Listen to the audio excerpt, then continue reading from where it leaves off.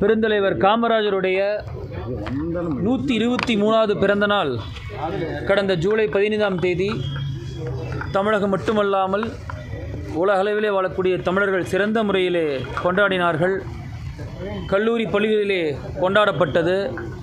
அந்த சிறந்த நாளிலே அதற்கு நேர் எதிர்மாறாக திராவிட முன்னேற்றக் கழகத்தினுடைய மூத்த தலைவர் ஒருவர் திருச்சி சிவா அவர்கள் அவருடைய புகழை கொச்சைப்படுத்தும் விதமாக, வரலாற்றை திருத்தி எழுதும் விதமாக, ஒரு பொய்யான வரலாற்றை மாற்றுவதற்காக பெருந்தலைவர் காமராஜர் அவர்கள் கலைஞரை அழைத்து தமிழகத்திலே ஜனநாயகத்தை நீங்கள் காக்க வேண்டும் என்று செய்தி கூறினார்கள். இது முழுக்க பொய்யான தகவல். பெருந்தலைவர் புகழுக்கு கொச்சைப்படுத்தும் விதமாக அந்த செய்தியை கூறினார்கள். அதை நாங்கள் வன்மையாக கண்டிக்கின்றோம். அது மட்டும் இல்லாமல் பெருந்தலைவர் காமராஜர் அவர்கள் சுற்றுப்பயணம் செய்யும்போது தங்குகின்ற அரசினர் விடுதியிலே குளிர்சாதன பெட்டியை செய்து தரப்படி கலைஞர் கூறியதைப் போல ஒரு செய்தியை கூறினார்கள். பெருந்தலைவர் காமராஜர் என்றாலே எளிமைக்கு பெயர் போன்றவர். அவருடைய காலத்திலே தமிழகம் பல்வேறு விதமான வளர்ச்சியை எட்டியுள்ளது. குறிப்பாக தொழில்துறையாகட்டும், சாலை வசதிகளாகட்டும், அதற்கு மேல் ஒருபடியாக வரலாற்றில் அதிக கிராமப்புறத்திலே பள்ளியை தொடங்க பெருமை பெருந்தலைவர் காமராஜர் சேரும். அப்படிப்பட்ட தலைவரை இது போன்ற பொய்யான தகவலை திமுக கூறியிருப்பது மிகுந்த வருத்தத்திற்குரியது, கண்டனத்திற்குரியது. திமுகவை பொறுத்த வரையில் இது முதல் தடவை கிடையாதுங்க. கடந்த 50 ஆண்டு காலத்திலே பல்வேறு காலகட்டங்களிலே தேசிய தலைவர்களை, குறிப்பாக காங்கிரஸ் கட்சியினுடைய தலைவர்கள் அன்னை இந்திரா காந்தி அவர்களாகட்டும், ராஜீவ்காந்தி அவர்களாகட்டும், அதே போல் பெருந்தலைவர் காமராஜராகட்டும், ஐயா மூப்பனாராகட்டும், ஒவ்வொரு காலகட்டங்களிலே காங்கிரஸ் கட்சியினுடைய தலைவர்களை கொச்சைப்படுத்துவது திமுகவினுடைய அன்றாட நடவடிக்கையிலே ஒன்று. இது திருச்சி அவர்கள் சிவா பேசியதாக நாங்கள் எடுத்துக்கொள்ளவில்லை. இதற்கு முழு பொறுப்பையும் திராவிட முன்னேற்றக் கழகத்தினுடைய தலைவர், தமிழகத்தினுடைய முதலமைச்சர் திரு ஸ்டாலின் அவர்கள் பொறுப்பேற்றுக் கொள்ள வேண்டும்.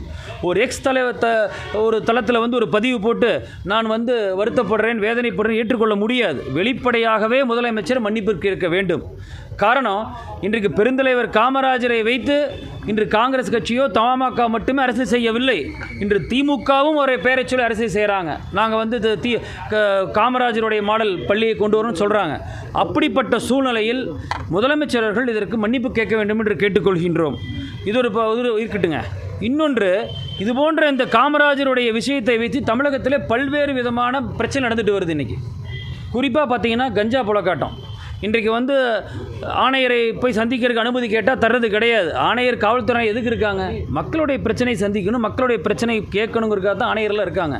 ஆனால் அதற்கு கூட முறையாக அனுமதி அவங்க கொடுப்பது கிடையாது. இன்றைக்கு நகர்ப்புறத்தில் இருந்த போதைப் பொருள் பார்த்திங்கன்னா கிராமப்புறத்தளவுக்கு போயிடுச்சு. இன்று தமிழகத்தில் தமிழர்களே இல்லாத சூழ்நிலை இந்த போதைப் பொருள் நடமாட்டத்தினால் ஆகக்கூடிய சூழ்நிலை ஏற்பட்டுள்ளது. மாணவர்கள் மட்டும் கிடையாதுங்க. இன்றைக்கு பார்த்திங்கன்னா 5ஆம் வகுப்பு 6ஆம் வகுப்பு மாணவர்கள் கூட இன்றைக்கு பாதிக்கப்பட்டிருக்காங்க அந்த போதை பழக்கத்தினால். இது எப்படி தமிழகத்தில் இந்த அளவிற்கு பரவலாக விற்கப்படுது?